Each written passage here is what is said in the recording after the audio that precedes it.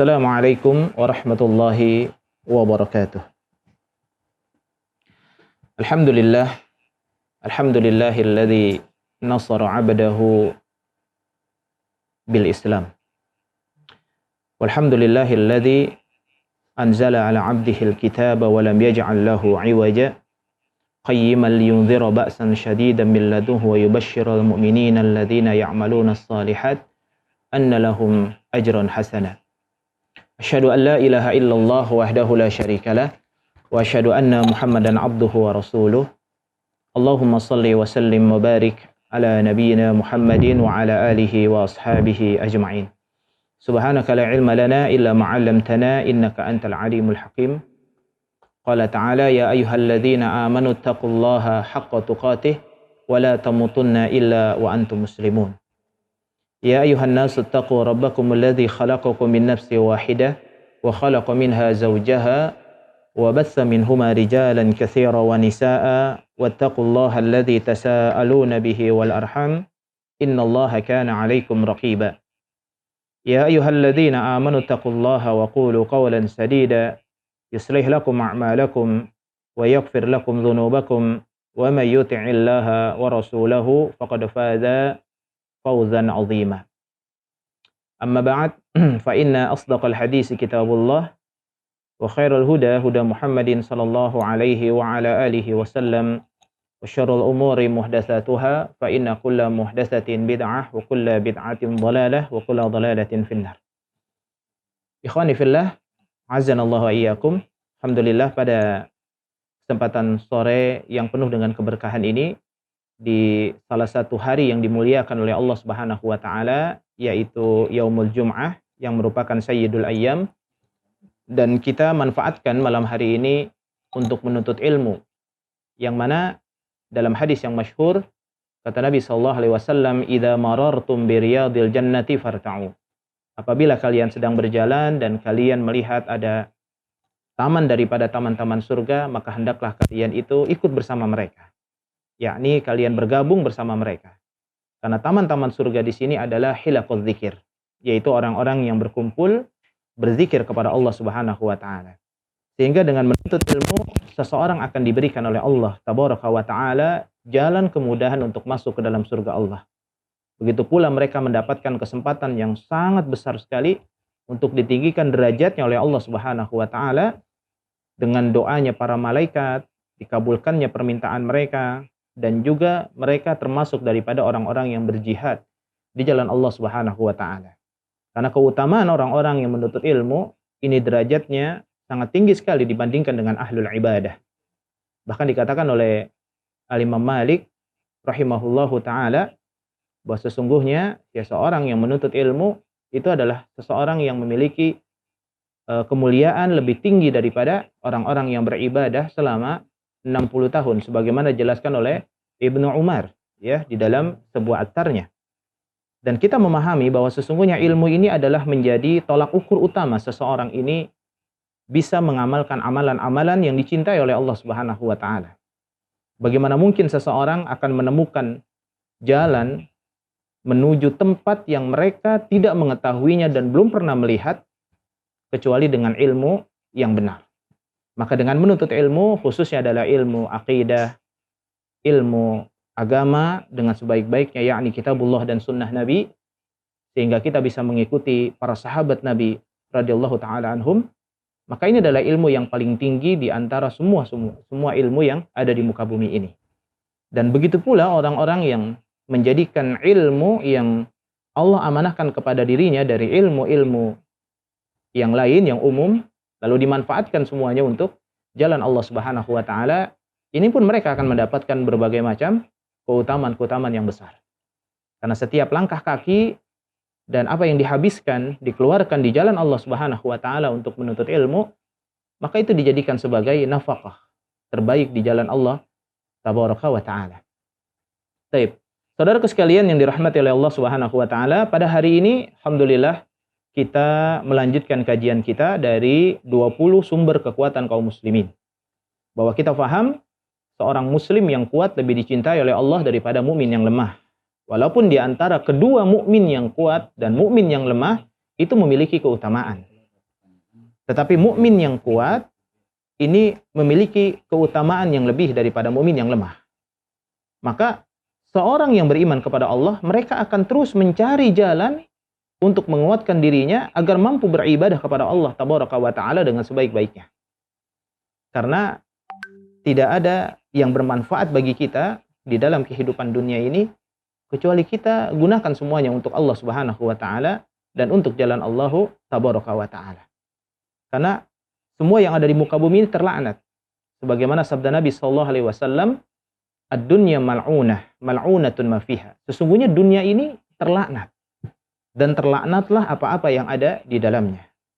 Kecuali zikir kepada Allah, kecuali orang-orang yang menuntut ilmu, kecuali orang-orang yang senantiasa menyondongkan hatinya kepada kebenaran. Maka mereka adalah orang-orang yang hidupnya itu tidak termasuk daripada dunia yang dilaknat oleh Allah Subhanahu wa Ta'ala. Maka kekuatan yang pertama kita sudah bahas di pekan yang kemarin, yaitu adalah ilmu dan ulama. Bagaimana ilmu bisa memberikan cahaya di tengah kegelapan dan di tengah fitnah yang berat. Karena semakin menjauhi Nabi SAW ya, ketika meninggal dunia dan semakin jauh dari Nabi SAW, maka fitnah kepada umat Islam ini akan semakin besar. Sebagaimana di dalam sebuah hadis terangkan ketika Nabi SAW menjelaskan kepada sahabatnya tentang fitnah Duhaima, ada fitnah Sara, ada fitnah Ahlas. Ada fitnah Duhaima, fitnah Sara, dan fitnah Ahlas. Fitnah perpecahan, fitnah peperangan, fitnah berbagai macam kedustaan-kedustaan yang keluar daripada lisan-lisan orang-orang yang beriman kepada Allah, bahkan yang mengaku sebagai keluarga Nabi SAW. Begitu juga fitnah perpecahan di antara kaum muslimin. Wal'iyadzubillah. Kita berharap kepada Allah kita terlindungi daripada fitnah-fitnah yang besar. Karena sesungguhnya fitnah ini pasti akan menjangkit kehidupan kaum muslimin. Karena fitnah itu ada dari kebaikan, ada dari keburukan. Allah berfirman di dalam Al-Quran bahwa Allah Subhanahu wa Ta'ala menguji kalian semua dengan fitnah kebaikan dan fitnah keburukan. Dan ini sudah menjadi hal yang lumrah dan pasti bahwa keimanan seseorang itu pasti akan mendapatkan ujian yang berat dari Allah Subhanahu wa Ta'ala atas keimanannya. Baik, saudaraku sekalian dirahmati oleh Allah, maka ilmu ini bisa membimbing seseorang dari kelemahan-kelemahan diri. Maka dengannya ilmu ini akan memberikan keyakinan yang kuat kepada dirinya, begitu pula ditopang dengan para ulama. Karena ulama ini menjadi kekuatan yang sangat besar kepada kaum muslimin setelah mereka menuntut ilmu. Mereka menuntut ilmu dari para ulama, ulama-ulama yang sahih tentunya, yang berpijak di atas Al-Quran dan As-Sunnah, dan memahamkan agama ini dengan pemahaman as-salafus salih, yakni pemahaman para sahabat, dan tidak keluar daripada pemahaman mereka. Maka ulama ini menjadi sumber energi yang sangat besar. Ketika mereka dekat dengan para ulama, maka tumbuh dalam dirinya itu semangat untuk menuntut ilmu. Maka berbahagialah, dikatakan oleh seorang ulama, berbahagialah seseorang yang ketika bertemu dengan seorang ulama, semakin bertambah keimanannya dan semakin bertambah ilmu yang dimilikinya. Tetapi merugilah seseorang yang berteman dengan para ulama, dia dekat dengan para ulama, tetapi tidak sedikit pun mengambil daripada ilmu yang bermanfaat darinya. Hanya untuk mencari nama, hanya untuk berteman saja. Ya, walaupun hal-hal yang demikian seperti untuk mencari pertemanan adalah hal-hal yang biasa, karena jangan sampai ada seorang muslim yang berteman selain daripada dengan orang-orang yang mukmin. Karena Rasulullah melarang kita untuk mencari teman yang temannya itu bukan orang-orang yang beriman kepada Allah. Kata Nabi dalam sebuah hadis, la tusahib illa mu'minan wa la ta'kul ta'amaka illa taqi. Jangan kalian itu berteman selain daripada orang-orang mukmin, dan jangan memakan makanan kalian selain daripada orang-orang yang bertakwa kepada Allah. Maka kemudian kekuatan yang kedua yang kita bahas pada hari ini adalah keyakinan seseorang terhadap kemuliaan agama Allah, yakni agama Islam. Kita sudah paham bahwa sesungguhnya agama yang paling Allah ridhai di muka bumi ini hanyalah agama Islam. Dan tidak pernah berselisih orang-orang yang diberikan ilmu oleh Allah Subhanahu wa Ta'ala, kecuali ada kedengkian di dalam diri mereka. Itu pasti berselisih mereka tentang kebenaran agama Islam. Sehingga banyak orang-orang yang mengaku dirinya seorang muslim tapi masih mengakui dan membenarkan peribadatan kepada selain daripada Allah. Masih mengakui dan membenarkan agama-agama ya yang seakan-akan selain daripada agama Islam adalah agama yang diridhai oleh Allah. Padahal kata Nabi SAW dalam sebuah hadis, ya, tidaklah mendengar aku diutus oleh Allah Subhanahu wa taala Yahudiyan au Nasraniyan walam yu'minu bi. Apakah mereka orang Yahudi ataukah mereka orang Nasara, atau ditambah lagi mereka adalah orang-orang Majusi, walam yu'minu bi, dan mereka tidak mau beriman kepada Nabi sallallahu alaihi wasallam illa min ashabin nar. Mereka akan menjadi orang-orang yang dimasukkan oleh Allah ke dalam api neraka jahanam. Wal iyadzu billah. Maka menerima agama Islam ini harus sepenuhnya. Allah Subhanahu wa taala perintahkan kepada kita masuk ke dalam Islam secara kafah. Ya ayyuhalladzina amanu udkhulu fis silmi kafah. Wa la tattabi'u khutuwati syaitan innahu lakum aduwwun mubin. Wahai orang yang beriman, masuklah kalian ke dalam Islam secara kafah. Sebagaimana sudah saya jelaskan, Islam itu adalah al-istislamu lillahi bit-tauhid wal inqiyadu lahu bit-ta'ah wal bara'atu minasyirki wa ahli. Itu seseorang yang menundukkan, menyerahkan diri mereka kepada Allah Subhanahu wa taala secara totalitas dengan bertauhid kepada Allah. Lalu mereka menyempurnakan dengan ketaatan. Dan mereka melepaskan daripada perbuatan syirik dan para pelaku syirik. Karena tuntutan seorang muslim bukan hanya beribadah kepada Allah, tetapi mereka juga harus mengkufuri segala peribadatan kepada selain daripada Allah Tabaraka wa ta'ala. Begitulah Nabi Muhammad SAW diutus ke muka bumi ini. Nabi Muhammad diutus ke muka bumi ini dengan membenarkan hanya satu agama, yaitu Islam. Ya. Dan selain daripada agama Islam, semua tidak dibenarkan. Bahkan ketika Umar ibn Khattab radhiyallahu ta'ala anhu, dia membawa lembaran daripada Taurat. Maka Nabi SAW beliau mengatakan, ya Umar, lau kana Musa hayyan ma ahalla lahu illa ayyattabi'ani. Kalau seandainya Nabi Musa itu hidup, maka tidak halal bagi Musa, tidak benar bagi Musa kecuali mengikuti Nabi SAW. Karena datangnya Islam ini adalah sebagai agama yang menyempurnakan daripada semua kitab-kitab yang Allah turunkan kepada para nabi. Apakah itu Taurat, apakah itu Injil, ataukah itu Zabur, ya, dan suhuf-suhuf yang diberikan oleh Allah Subhanahu wa taala kepada para nabi. Dan Al-Qur'an ini adalah ayat-ayat yang sempurna. Maka ketika Allah Subhanahu wa taala turunkan ayat dalam surah Al-Maidah, al-yauma akmaltu lakum dinakum wa atmamtu 'alaikum ni'mati wa raditu lakumul Islam madina. Hari ini adalah hari di mana Allah menyempurnakan agama kalian. Akmaltu lakum dinakum. Aku sempurnakan agama kalian, yakni agama Islam. Wa atmamtu 'alaikum ni'mati, dan aku sempurnakan nikmat aku kepada kalian semua. Wa raditu lakumul Islam madina. Dan sesungguhnya Allah ridho kalian itu menjadi seorang muslim, Islam sebagai agama. Maka orang yang muslim itu adalah orang yang benar-benar meyakini bahwa sesungguhnya Islam ini adalah sebagai satu-satunya agama yang Allah Subhanahu wa taala ridhai. Allah berfirman seperti di dalam surah Al-Jasiyah, surah yang ke-45 ayat yang ke-18. Allah Subhanahu wa taala berfirman, ya, summa ja'alnaka 'ala syari'atin minal amri fattabi'ha wa la tattabi' ahwa'al ladzina la ya'lamun. Kemudian kami jadikan kalian itu berada di atas satu syariat, peraturan. Di atas satu syariat, yaitu adalah Islam. Jadi tidak ada lagi syariat-syariat yang lain. Tidak ada lagi aturan-aturan yang lain. Ya. Dan syariat itu minal amri, dalam urusan agama ini. Urusan agama ini semuanya sudah dijelaskan oleh Allah Subhanahu wa taala dan Rasul-Nya di dalam Al-Qur'an dan hadis. Begitu pula dijelaskan pengamalannya yang dilakukan oleh para sahabat Nabi. Maka tidak ada celah bagi seseorang untuk membuat ajaran-ajaran baru di dalam agama. Maka semua ajaran-ajaran yang baru dalam agama, cara beragama yang baru, semuanya ditolak. Itulah Islam.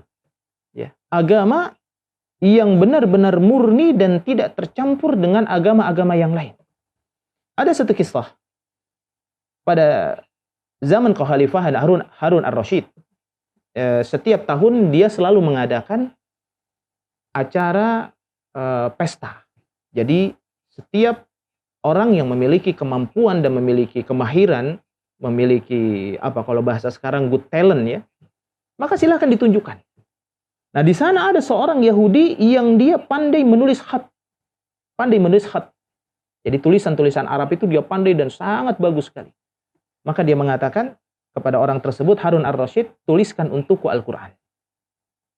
Maka kemudian ya sudah, dia pergi setelah selesai acara tersebut. Begitu tahun berikutnya, dalam acara yang sama, festival yang sama, akhirnya dia datang.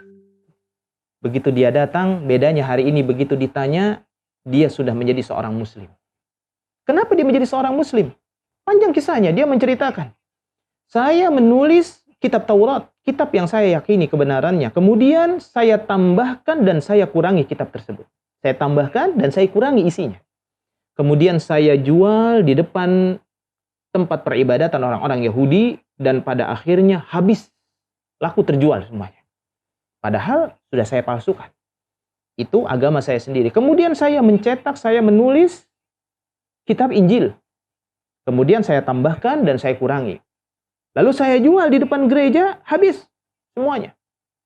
Kemudian saya menulis Al-Quran, saya tambahkan dan saya kurangi. Dan ketika itu pada hari Jumat saya jual di depan masjid kaum muslimin pada saat itu sedang sholat Jumat. Ketika saya sedang menjajakan Al-Quran tersebut, rupanya ada seorang anak yang ketika membaca Quran saya, dia mengatakan Quran ini adalah Quran palsu. Karena ada ayat-ayat yang tidak dihafal oleh dia dan anak ini sudah menghafal Al-Quran. Maka pada akhirnya tidak lakulah Al-Quran yang dia jual. Karena Al-Quran palsu. Maka pada akhirnya dia masuk dalam Islam. Itulah agama Islam. Ya. Inna nazzalna 'alaika dzikra. Sesungguhnya Allah Subhanahu wa taala turunkan ya. Ilaika dzikra, kepada kalian itu adalah az-dzikra, yaitu Al-Quran. Dan Allah Subhanahu wa taala dalam ayat lain, Inna nahnu nazzalna dzikra wa inna lahu lahafizun. Sesungguhnya akulah yang menurunkan Al-Quran dan akulah yang menjaganya. Maka seorang muslim tidak akan pernah tumbuh keyakinan dalam dirinya kecuali keyakinan di atas ilmu yang benar, yakni Al-Quran dan As-Sunnah. Dalam urusan keyakinan ini, ya, ada mungkin di antara kita ada yang bertanya, apa perbedaan tentang ilmul yakin, kemudian ainul yakin, dan yang ketiga haqqul yakin? Apa perbedaannya? Dijelaskan oleh Imam Ibnu Qayyim Al-Jauzi. Ya, perbedaannya ketika seseorang itu mengatakan saya memiliki madu. Ada seorang yang mengatakan saya memiliki madu. Dalam keadaan ya, kita tidak meragukan bahwa orang yang menyampaikan dirinya memiliki madu, dia adalah orang yang jujur. Si A, dia adalah orang yang jujur dan kita tidak ragu dengan kejujuran dia. Dia mengatakan saya punya madu, kita yakin. Kita yakin, itu adalah ilmu yakin. Kita yakin kebenaran dan kejujurannya. Maka kemudian orang tersebut memperlihatkan madu itu kepada kita. Diperlihatkan, oh setelah kita yakin dengan ucapannya, rupanya orang itu membuktikan kebenarannya, diperlihatkan kepada kita madunya. Itu disebut dengan ainul yakin. Kita melihat dengan mata dan kita meyakininya. Maka semakin kuat kita meyakini hal tersebut, bahwa ini adalah benar. Maka kemudian kita mencicipi madu tersebut. Maka semakin yakin lagi, itu disebut dengan haqqul yakin. Kita bahwa itu adalah madu yang betul-betul murni dan kita tahu dari rasanya rasa yang manis. Ya. Begitupun dengan surga Allah Subhanahu wa taala dan neraka Allah. Ini adalah ilmu yakin. Kita tidak pernah melihat surga, kita tidak pernah melihat neraka. Maka ketika seseorang diterangkan tentang surga, ketika seseorang diterangkan tentang neraka, hanya ilmu yakin, hanya ilmu yang menumbuhkan keyakinan di dalam dirinya yang mampu membuat kebahagiaan dirinya dengan kabar surga dan rasa takut dirinya untuk kabar neraka jahanam. Kenapa demikian? Karena ilmu yang dia ketahui tentang Al-Quran, tentang surga dan neraka, dia dapatkan dari Rabbul Izzati wal Jalalah. Dari Allah Subhanahu wa ta'ala. Kita tidak pernah tahu bagaimana wujudnya surga, bagaimana wujudnya neraka, bagaimana beratnya siksa di neraka, bagaimana indahnya surga. Kita nggak pernah mengetahuinya. Kita tidak pernah melihat dengan mata kita. Kita tidak pernah merasakan. Tetapi Allah yang memberikan kabar kepada kita di dalam Al-Quran Bahwa sesungguhnya wa basyiril ladzina amanu wa 'amilus solihati anna lahum jannat tajri min tahtihal anhar. Dalam surah Al-Baqarah. Sesungguhnya kabarkan kepada mereka, kabar gembira kepada orang-orang yang beriman kepada Allah bahwa Allah menyediakan kepada mereka surga yang di bawahnya itu ada sungai. Dan mereka nanti akan kekal di dalamnya. Begitu pula dalam surat Al-Bayyinah Allah mengatakan jannatu adnin, sesungguhnya surga Aden. Untuk orang-orang yang beriman kepada Allah dan orang-orang yang beramal saleh. Ulaika hum khairul bariyah. Bagi mereka adalah kebaikan pada akhir nantinya. Jannatun adnin tajri min tahtihal anhar khalidina fiha abada. Radhiyallahu anhum wa radu an. Dzalika liman khasyya rabbah. Dan ini menjadi tolak ukur bagi kita, ya, bahwa keyakinan kita terhadap surga dengan neraka, ya, maka itu disebut dengan ilmu yakin. Karena kenapa? Kita mendapatkan itu dari Al-Quran dan hadis. Kita bisa menambah keimanan dan kekuatan kita dalam beribadah kepada Allah.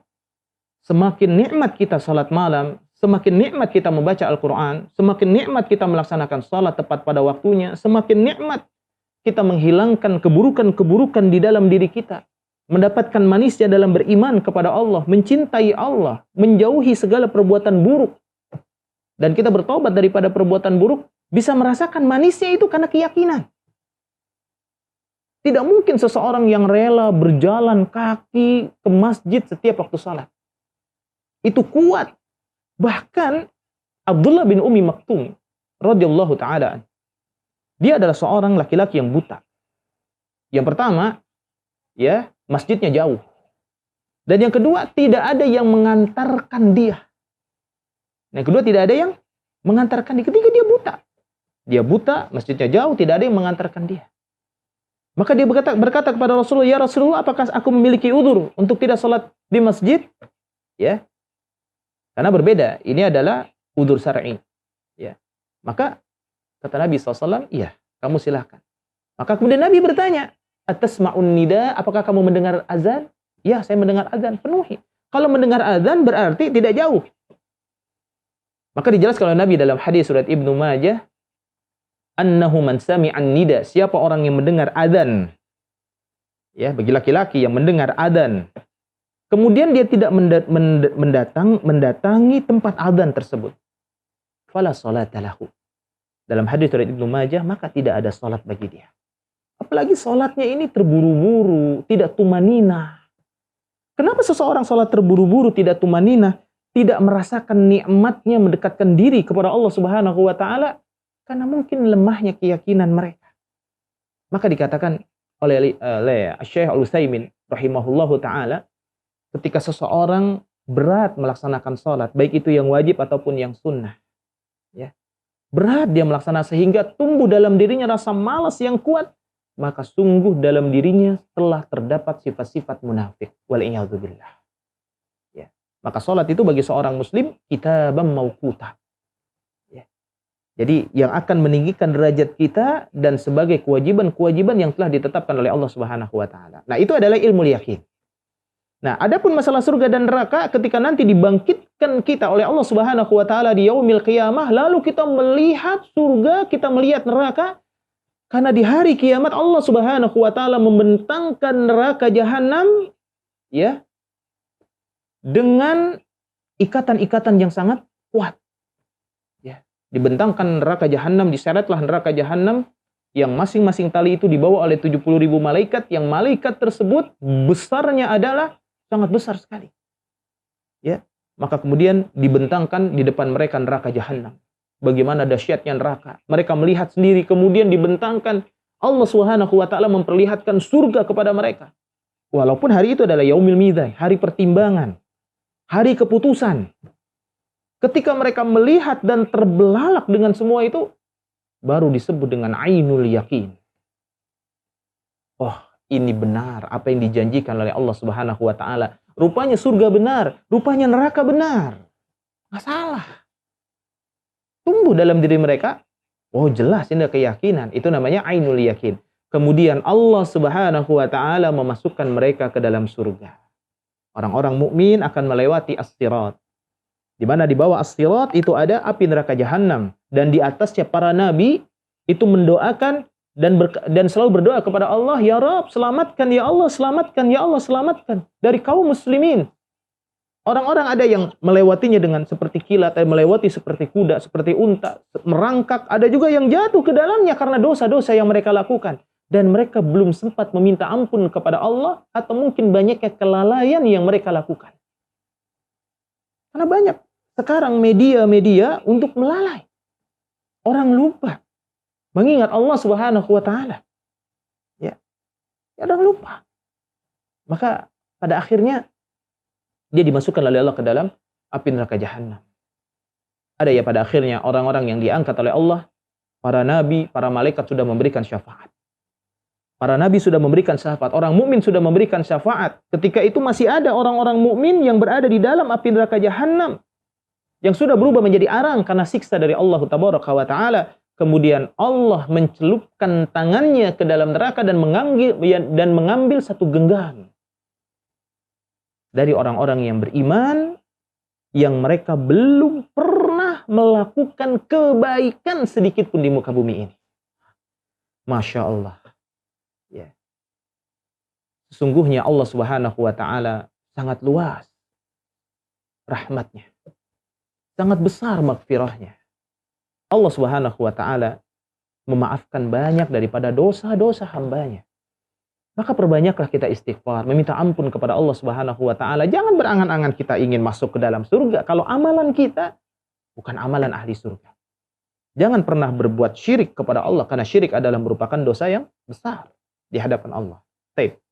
Maka ketika sudah dimasukkan ke dalam surga, barulah mereka mengatakan hakul yakin. Ini adalah keyakinan yang benar. Keyakinan yang benar. Lalu bagaimana keutamaan keyakinan tersebut yang harus tumbuh dari dalam diri kita? Berkata Imam Ibnu Qayyim Al-Jauzi rahimahullahu taala. Beliau mengatakan tentang makna daripada keyakinan, yakin dalam keimanan seperti kedudukan ruh pada jasad. Ruh ada. Jasad kita lihat, tapi ruh kita tidak melihatnya. Ya. Jasad dilihat oleh seseorang. Orang bisa melihat jasadnya, tapi ruh yang mengetahui hanya Allah Subhanahu wa taala. La yujalliha illallah. Jadi Allah yang betul-betul mengetahui tentang ruh. Yas'alunaka 'anir ruh. Mereka bertanya kepadamu tentang ruh. Katakanlah bahwa ruh itu adalah di sisi Allah Subhanahu wa taala. Ya, dan mereka tidak mengetahuinya kecuali sedikit. Sangat sedikit sekali tentang ruh. Dan ruh ini termasuk daripada makhluk Allah yang Allah ciptakan kekal. Jadi ada makhluk Allah sebagaimana dijelaskan di dalam akidah Ahlus Sunnah ya oleh para ulama bahwa ada 8 daripada makhluk Allah yang diciptakan oleh Allah dalam keadaan kekal. Di antaranya ada ruh. Ada surga, ada neraka, ada al-qalam, ada al-lawh al-mahfuz. Ya, ada juga kursi, arsy Allah, ya. Dan kemudian tulang ekor daripada manusia. Dan nanti manusia akan dibangkitkan oleh Allah Subhanahu wa taala dari sana. Maka ikhwatal kiram, azzanallahu wa iyyakum. Ya. Maka keyakinan di dalam iman ada seperti kedudukan ruh dalam jasad. Yang dengannya orang-orang yang arif, orang-orang yang faham, orang-orang yang mengerti saling berlomba-lomba. Orang-orang yang berlomba-lomba padanya, orang-orang yang beramal berjalan kepadanya, dan suatu kaum yang beramal dia mau berada di atasnya. Jadi kalau jasad, ya, kalau ruh tanpa jasad, bagaimana jadinya? Jasad tanpa ruh, bagaimana jadinya? Begitu pula, ya, seseorang yang beriman kepada Allah tanpa keyakinan tidak mungkin kuat. Coba kita lihat orang-orang yang sudah meninggal dunia, ya, atau orang-orang yang sedang tidur, yang dia sedang menitipkan ruhnya sesaat. Dia tidak mampu berbuat apa-apa. Bahkan ketika ada orang yang mengambil daripada barang yang dimilikinya, dia tidak bisa berbuat apa-apa. Begitu pula orang yang sudah meninggal dunia. Dia memiliki gigi emas misalkan, atau dia memiliki cincin emas, diambil semua hartanya yang selama ini dia pertahankan, yang selama ini Dia bela-bela untuk mencarinya, dia pertahankan. Mobil mewahnya, rumahnya, perhiasannya, uangnya digembok dan lain sebagainya. Ketika dia meninggal dunia, jasad yang tidak memiliki ruh bagaikan seseorang yang beriman kepada Allah Subhanahu wa taala tapi tidak memiliki keyakinan. Sehingga tidak mau fastabiqul khairat, berlomba-lomba dalam kebaikan. Dia selalu merasa cukup dengan amal dan tidak menambah kekuatan amal dalam dirinya. Jadi biasa-biasa saja dalam beramal. Padahal ketika kita berbicara tentang urusan amal, kita harus berlomba-lomba fastabiqul khairat, berlomba-lomba dalam kebaikan. Kalau Allah Subhanahu wa taala akan memberikan rahmat kepada orang-orang yang beramal di atas as-sunnah, kenapa kita tidak beramal? Walaupun seseorang tidak akan masuk ke dalam surga dengan amalnya. Tapi seseorang masuk dalam surga dengan rahmat. Dan beramal adalah merupakan salah satu cara untuk mendapatkan rahmat Allah Subhanahu wa taala. Kenapa? Karena dia yakin ketika dia beramal, Allah Subhanahu wa taala ada bersama dengan dirinya. Baik. Saudaraku sekalian dirahmati oleh Allah Tabaraka wa taala. Serta isyarat mereka secara keseluruhan kepadanya. Dan apabila sabar bergandengan dengan keyakinan, maka keduanya akan melahirkan sebuah struktur kepemimpinan yang sangat bagus dalam beragama. Satu contoh, ya, di dalam surah Al-Anbiya, ayat yang ke-73. Surah Al-Anbiya, ayat yang ke-73. Ya, kalau kita ada Quran, kita bisa buka. Allah Subhanahu wa taala berfirman, ya. Al-Anbiya 73 bisa kita lihat di layar. Wa ja'alnahum a'immatan yahduna bi amrina wa auhayna ilaihim fi'lal khairat wa iqamis shalah wa ita'iz zakah wa kanu lana 'abidin. Ya. Dan sesungguhnya kami jadikan di antara mereka para pemimpin-pemimpin yang menyuruh kepada yang baik. Diwahyukan oleh Allah Subhanahu wa taala fi'lal khairat, perbuatan-perbuatan baik.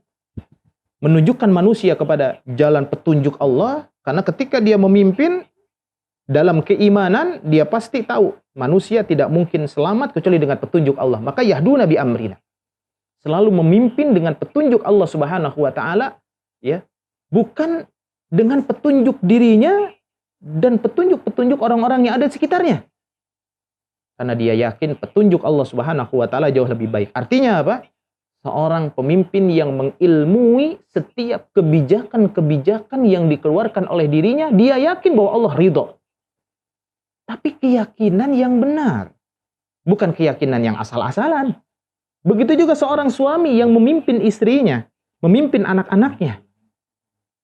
Ya, kullukum ra'in wa kullukum mas'ulun an ra'iyah. Begitu juga seorang wanita. Kita ini adalah orang pemimpin dan kita akan ditanya oleh Allah tentang kepemimpinan kita. Begitupun seorang wanita, wal mar'atu ra'iyatun fi baiti ba'liha.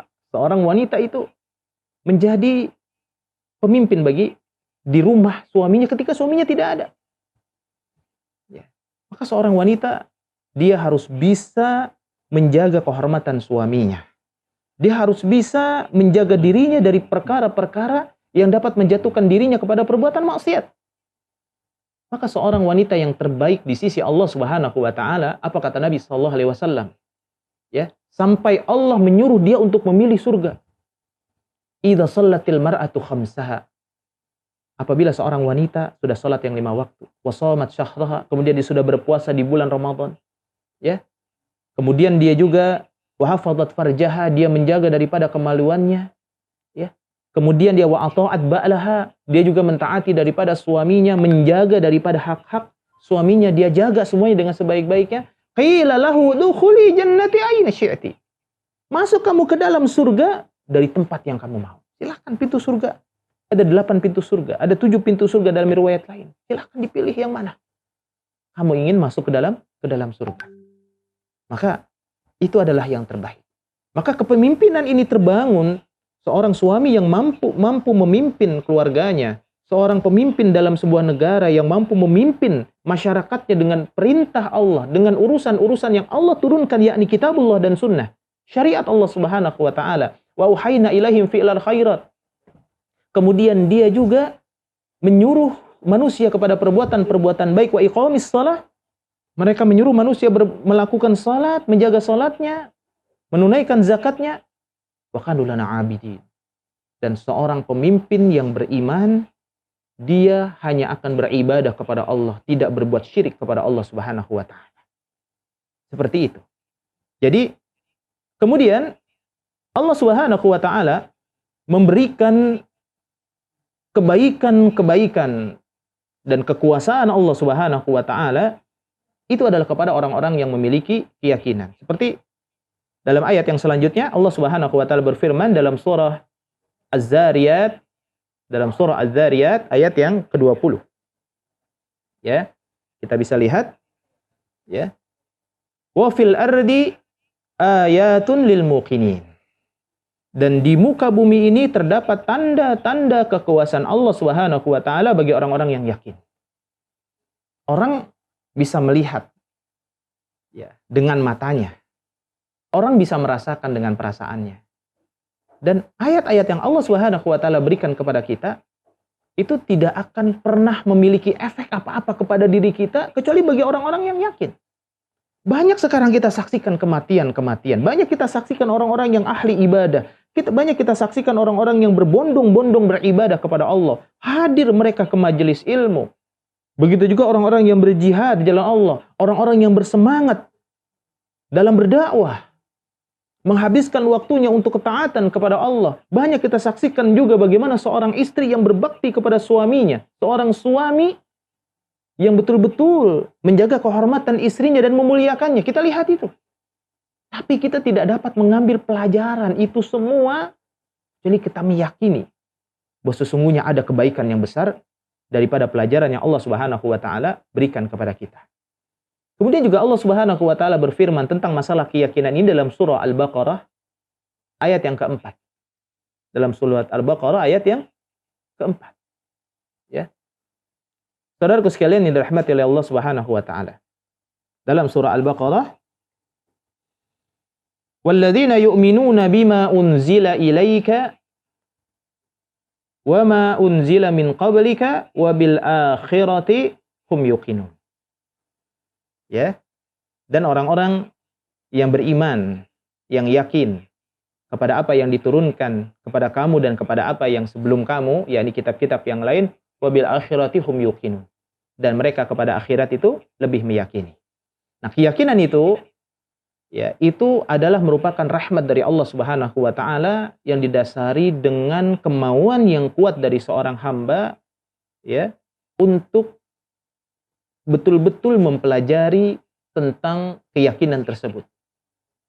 Tidak akan tumbuh keyakinan itu dengan sendirinya karena disebut dengan ilmu yakin.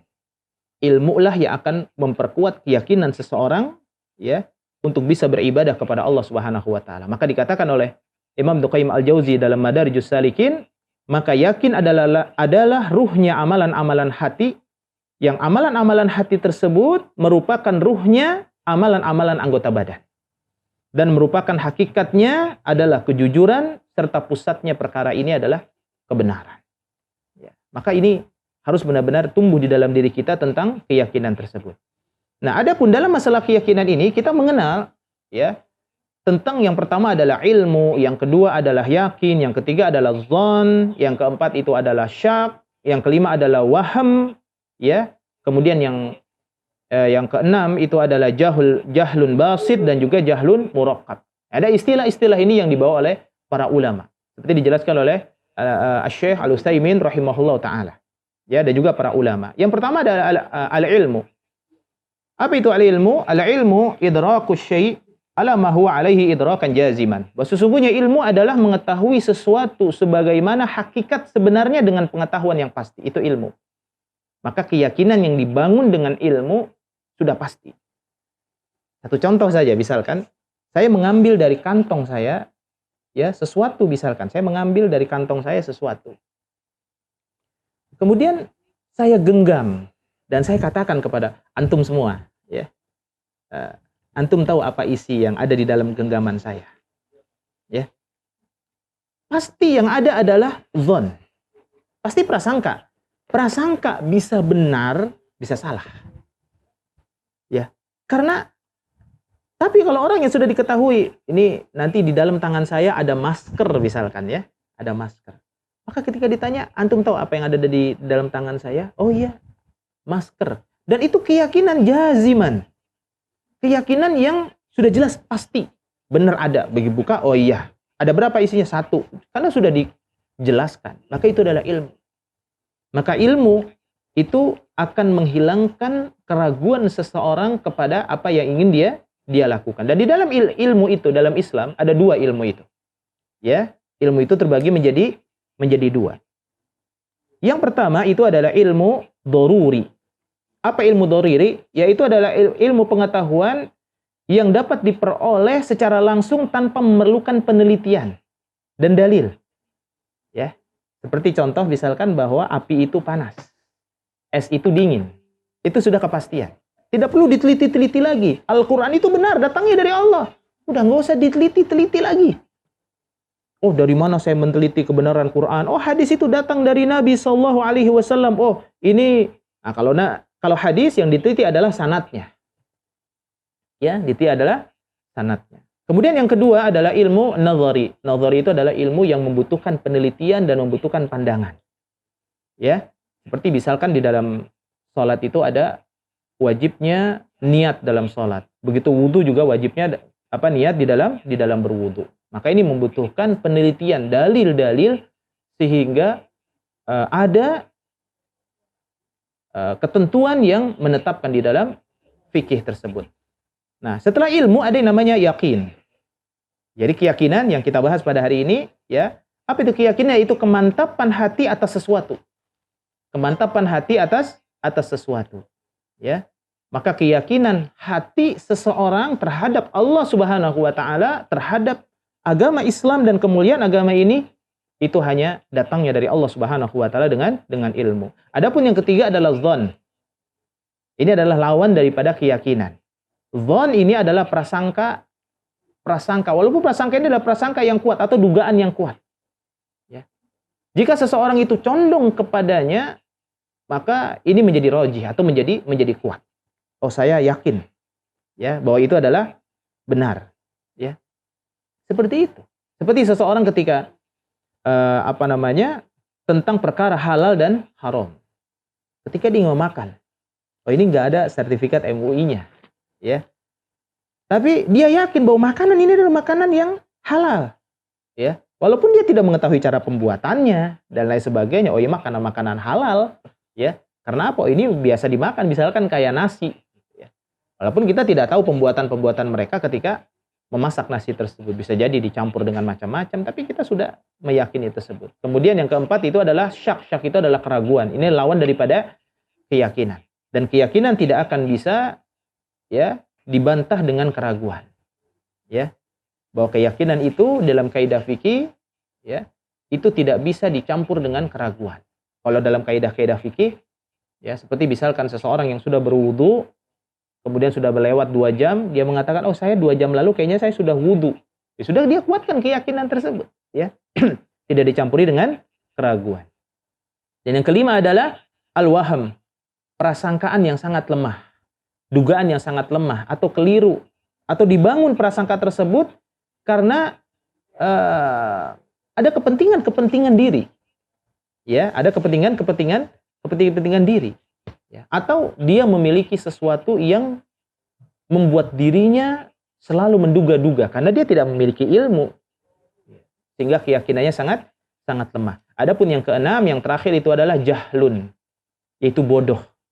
Ya, bodoh ini sangat bahaya ya. Ada jahlun basit, ada bodoh ya yang sangat dalam sekali, sama sekali tidak mengetahui apapun.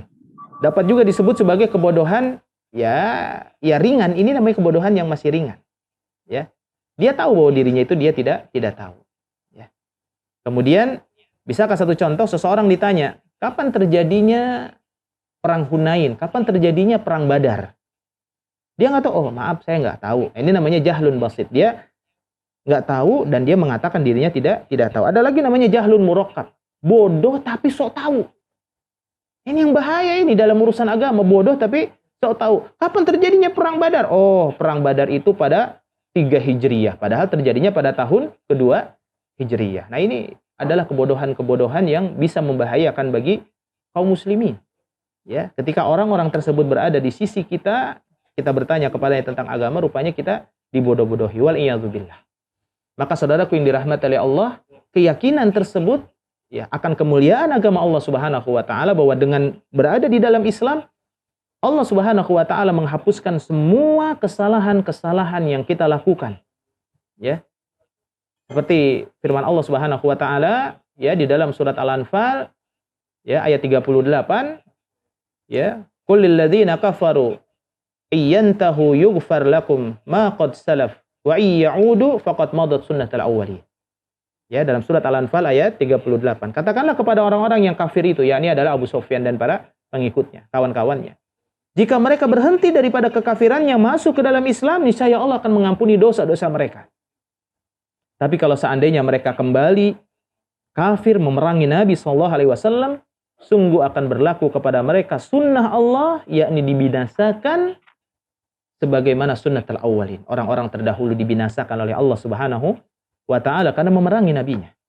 Yuqattiluna anbiya'ihim. Mereka membunuh para nabi-nabi mereka. Itu orang-orang yang masuk ke dalam Islam. Ya. Dan kemuliaan Islam itu sangat tinggi sekali. Bahkan orang-orang yang berperang di jalan Allah, mereka adalah orang-orang yang tinggi dan mulia di sisi Allah. Dan orang yang beramal di atas agama Islam, mereka adalah orang-orang yang diterima. Sedang orang yang tidak beramal di atas agama Islam tidak akan diterima. Ya. Begitu pula seseorang bisa masuk ke dalam surga dan dimasukkan oleh Allah ke dalam neraka karena mereka adalah orang-orang yang beragama Islam. Begitu pula Allah akan menghimpun orang-orang nanti di yaumil qiyamah itu adalah dengan agamanya. Apakah mereka kafir ataukah mereka orang-orang yang muslim. Maka yakinlah saudaraku yang dirahmati oleh Allah, tidak akan pernah mungkin tumbuh keyakinan yang kuat di dalam diri kita sehingga menjadi kekuatan yang dengannya kita bisa beribadah kepada Allah kecuali kita yakin dengan agama Allah, yakni adalah agama Islam, dan tanpa agama ini Allah Subhanahu wa taala tidak memuliakan umat ini. Maka Islam adalah seperangkat apa yang diturunkan oleh Allah. Berbicara Islam, berbicara Al-Qur'an. Berbicara Islam, berbicara As-Sunnah. Berbicara Islam, berbicara para sahabat. Berbicara tentang fikih, berbicara tentang hadis, berbicara tentang akhlakul karimah, berbicara tentang syariah. Semuanya dijelaskan oleh Allah di dalam Islam ini.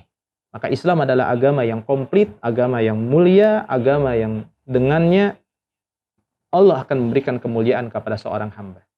Semoga Allah Subhanahu wa taala memberikan kebaikan kepada kita semua, karena memang waktu kita sangat terbatas. Ada beberapa memang keutamaan daripada agama Islam, ya. Dan mudah-mudahan di pertemuan selanjutnya kita akan melanjutkan kajian kita ya. Selanjutnya di pertemuan yang akan datang, ya, yaitu tentang di pertemuan yang akan datang, yaitu tentang kita kepasrahan dengan segenap kemampuan dan pintu-pintu taubat dan menempuh jalan yang hanif, ya.